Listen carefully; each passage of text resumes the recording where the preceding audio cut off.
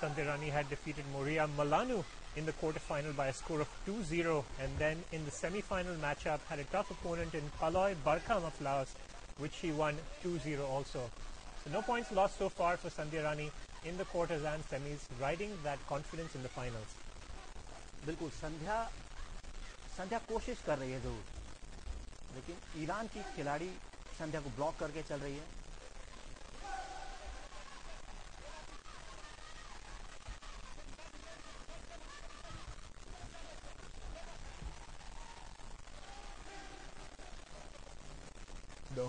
The hold is not permitted for more than 3 seconds in this event.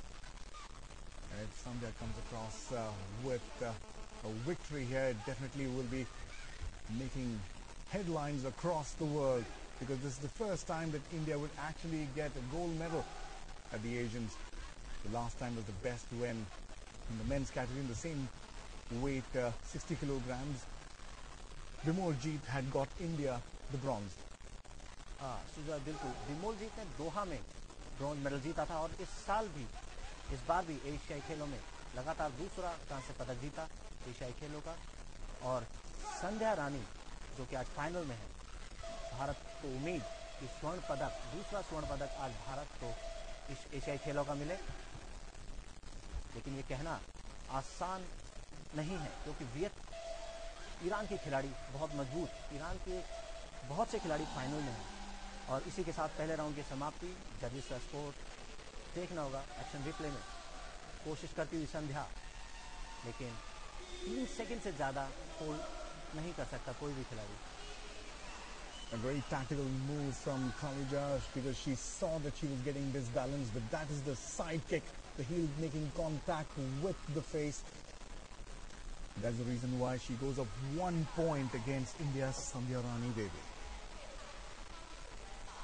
पहला round Iran की खालिजा अजातपोर ने जीत लिया है. 1-0 से बढ़त संध्या रानी के पास. यह मौका होगा सेकंड राउंड में कि वो बराबरी करें और फाइट को थर्ड राउंड तक ले जाएं. Well, yes, it's a best of 3 contest, and 3 rounds are what really decides. The first set has already gone to Khalija. The second one has to come across to the Indians, otherwise they're out of the competition. दूसरे round की शुरुआत. दोनों ही खिलाड़ी कोशिश करेंगे अपने इस round को जीतने की. होल्ड तो संध्या रानी ने किया, लेकिन थ्रो में तब्दील नहीं कर पाई इस टेक्निक का. संध्या अग्रेसिव आगे बढ़ती हुई, लेकिन ईरान की खिलाड़ी उनको ब्लॉक करके चल रही है, जिससे कि थ्रो ना कर पाए संध्या. और दूर से खेल रही है. उनको पता है संध्या ज़्यादा पंच पर खेलती है, और इसलिए खालिजा उनसे थोड़ा सा दूर से खेलने की कोशिश कर रही है. It won't be wise to go in for the roundhouse, because then she will be disbalanced very easily, and both the players trying to play it safe, staying away from the platform's edge, because the moment they are close on to the edge of the platform, we're very sure to push them out of the contest. And remember, the moment one of the athletes is pushed out, it's 2 points going to the opponents. खालिजा के सामने भी चुनौती Iran को एशियाई खेलों का दूसरा स्वर्ण पदक दिलाने की. 2 अंक मिलेंगे खालिजा को साइड किक के, लेकिन संध्या अगर इसे थ्रो में तब्दील कर ले तो स्कोर बराबर हो सकता है. और लेकिन 3 सेकंड का जो टाइम है उसका इस्तेमाल नहीं कर पाई संध्या कोशिश कर रही है और फेस पंच मारा. Straight right. 1 पॉइंट जरूर मिलना चाहिए खिलाड़ी संध्या को. भारत की उम्मीदें संध्या पर, लेकिन ईरान की खिलाड़ी मौका नहीं दे रही है, कोई चूक नहीं कर रही है संध्या, जिसका फायदा उठाए. The moment Khalija gets disbalanced, she goes across and grabs her opponent. That's how she's doing that, trying to buy time, because definitely it's a race against time as far as the Indian is concerned. She's the one who's trailing right here. पहली warning मिली Iran की खिलाड़ी को, क्योंकि बार बार ईरानी खिलाड़ी भारतीय खिलाड़ी को धक्का देने के लिए, अगर दूसरी बार भी वो ऐसी कोई टेक्निक इस्तेमाल करती है तो उनको 1 अंक जरूर कटेगा. संध्या का लैप हुक ईरान की खालिजा के पेश पर. Well, of course, once the hold comes in over, the punches and the kicks are not counted till the holds are released. The Iranian definitely had a strategy right. She's a far more mature fighter. She knows how to run the clock down.